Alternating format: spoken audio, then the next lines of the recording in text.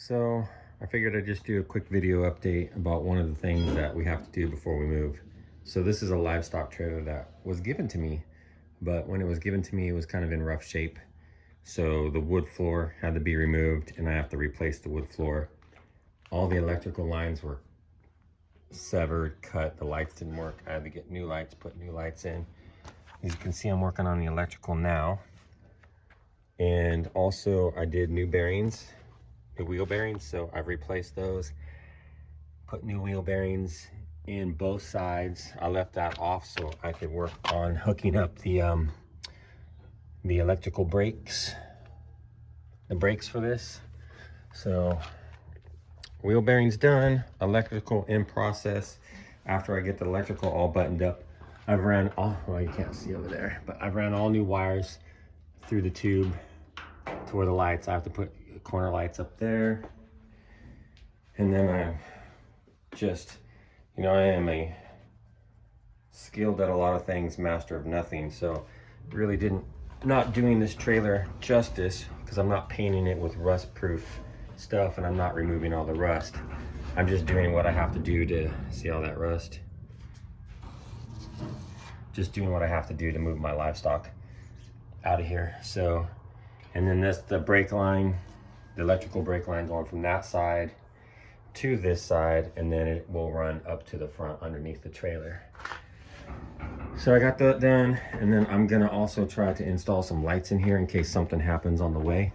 It's a 27-hour plus drive, and I'm gonna have goats in here and chickens and other things. So I'm gonna try to hook up these lights and with a power switch and see how that works out.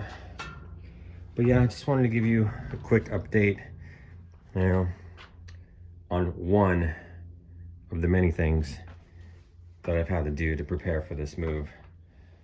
So, yep, trailer in progress.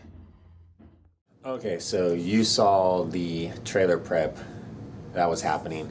So let's talk about moving livestock out of state or cross country. Right off, first thing I'm going to say is if you can, get rid of it all and start all over. Now, for most people, maybe for you and for me, the problem was as a homesteader or a prepper or a survivalist or somebody who just wants to be self-sufficient, you spent time and effort to get those things and you got some attachments and you just can't get rid of your stuff. But I will tell you that I should have gotten rid of everything because the preparation to move that stuff was just so much. So I got that trailer. I had to put all new tires on it, all new electrical, all new lights, run wires, new flooring. I mean, cost efficient, it was worth it. And I wanted to take the trailer down to my new place to have it down there. So the trailer was worth it. But there is a lot into moving livestock. Now, check this list out. I moved my chickens, ducks, turkeys, bees, goats, and horses, right? And everything needs to have a health inspection to cross state lines. So there is a lot of preparation that goes into that. If you're moving cross state lines with livestock, do your research and start early because it takes time to get all your certificates and everything that you need.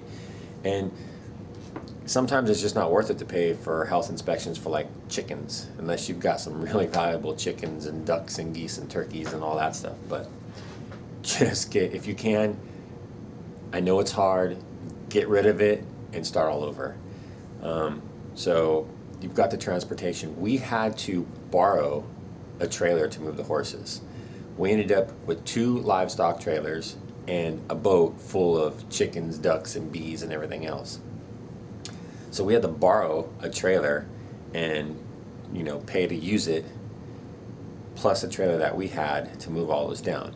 Now, I recommend getting all those health certificates because when you're moving out of state, Highway Patrol, law enforcement, they look for out-of-state livestock trailers because they know that people aren't aware of the rules or just don't do it because it's a hassle, and there's big fines involved if you get caught.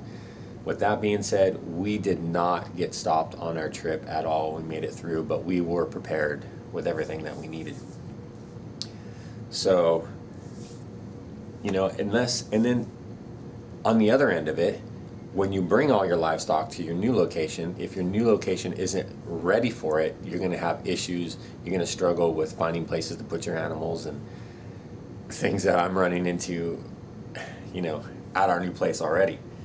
So yeah, unless you've got everything that you need to move them, everything that you need for them to where you're going, I just recommend getting rid of them and starting all over. It's just a lot. So I don't know, some of you guys might have glanced at my garage on some of my previous videos. It's more like a storage room, but basically what we did is we packed up our house, or everything that we weren't using, into these yellow totes. I bought a ton, probably $400 worth of yellow totes, and packed up all the stuff we weren't using, and look at, basically just stacked it up in my garage. So this is a 2-car garage, and it's just full of stuff. There's some more there, and then a lot of my yard equipment, generators and things that you will no longer be able to buy here in California, and propane tanks, table saw, etc., etc. And then on this side, there was just more junk over here. This is just all my stuff from around the materials that I want to use to build things when we get to our new place. Again, more materials over here that we're taking, and outdoor sink for the garden, hopefully. More totes. But anyways, yeah, so we packed up our whole house, and then we left state to go look to find a place. We listed our home, and we went to another state to look, and yeah, the rest is history. I'll be filling you in more on that later, but that was the process. Pack, list, go look. All right, so you just saw my garage. Now let's talk about packing and moving. So I thought I was being smart by buying those plastic totes, and everything was going to be packed up nice and tight and easy. Well, the plastic totes were nice, but come to find out, they're not as strong as cardboard boxes. You wouldn't think so, but technically they're not. And if you use a moving company, they're going to want you to use cardboard boxes and not plastic totes. So keep that in mind on how you're going to move. When you stack those plastic totes up, the sides bow out and the lids tend to bow up and come off, so they don't support a lot of weight. Heavy duty cardboard boxes are definitely the way to go. Although after the move, the plastic totes have uses, but you're going to have to decide for yourself on that. So let's talk about moving, like the moving company. So we made a huge mistake and we hired a moving company. Do your research on moving companies. Some of the things that I'm going to tell you is there are a lot of contract companies out there that claim to be movers, but they're just the middlemen who hire movers, is what we got caught up into. And they'll make you put a non-refundable deposit down. Well, that non-refundable deposit is just their share. So they haven't even hired a moving company. They don't actually do the physical move. So make sure that you know who you're working with. It's not some middleman or contract company, that it's an actual moving company.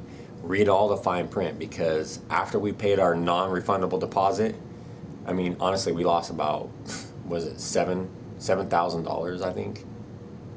It was a lot.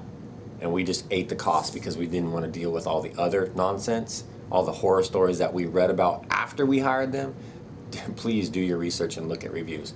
But here's some things that moving companies don't tell you, is they have ridiculous fees. Oversized fees, overweight fees, non-stackable fees.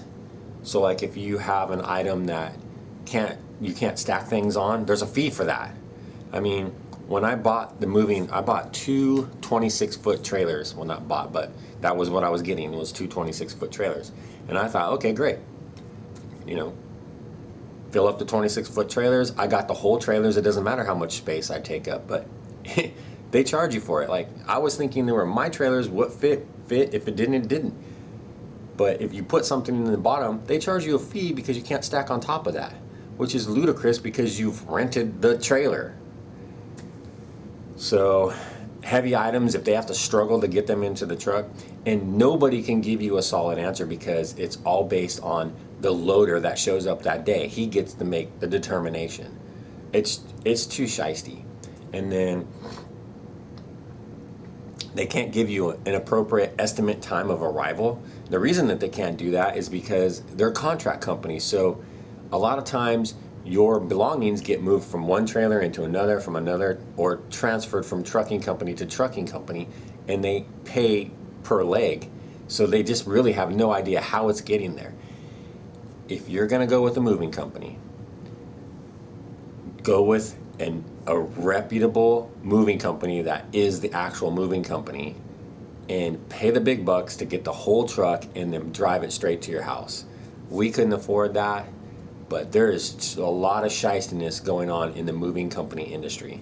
So I strongly recommend avoiding that. On the other hand, U-Haul and Penske are just as expensive. And here's a tip for you all. Renting a U-Haul one way from California to Missouri is more expensive than renting a truck in Missouri going round trip back to California. You do have to factor in the cost of gas, but even after gas, it was still cheaper for a round trip than a one way from California. Imagine that, you know. Thanks, California. So that's what we ended up doing. But again, my advice with packing your house and moving your stuff is sell everything, because it's just a struggle to move all that stuff. And I know the urge to keep everything is strong because I had it. And you saw all the junk in my garage, all the piping, all the wood, all the totes. I mean, there's use for all that stuff. I mean, that's why I kept it, and that's why I wanted to take it. And I'm glad I took it, but it would have been cheaper and easier just to get rid of it and leave it. The money that you make from selling all that stuff, plus the cost of the moving trucks, we had two 26-foot U-Hauls plus trailers to get our stuff to where we're at. It was rather expensive. But yeah, definitely try to get rid of as much as you can. It's going to help you in the long run. Avoid the moving companies. And we're just talking about the stress of moving animals, moving your stuff. We haven't even talked about the sale of your house and organizing the sale of your house, the purchase of another house. I mean, selling and buying is stressful enough without having all these other logistical problems. So think about it a lot, plan it out carefully. Nothing ever goes as planned. And be wary of those moving companies, and do your research on U-Haul and Penske as well. All right, so the last thing I wanted to talk about is selling and purchasing the house. So things can be a lot more stressful when you're leaving state. Depends on how you're doing it. We needed to sell our house in order to purchase the new one. And we needed, so agreeing to a rent back is something that you should probably do. So you sell your house, you stay in it for like a month or so to finalize the purchase of your new place in another state, because it's gonna really help with your stress levels. We didn't do that. We were trying to sell on this date, you know, sell on the 31st and move in on the 1st, and it was timing, and everyone had to be spot on their timing. So it was stressful. I had a problem with getting some numbers for my house with the Housing and Urban Development Department, a government agency, another dysfunctional agency. So take a look at this video of me getting frustrated with them.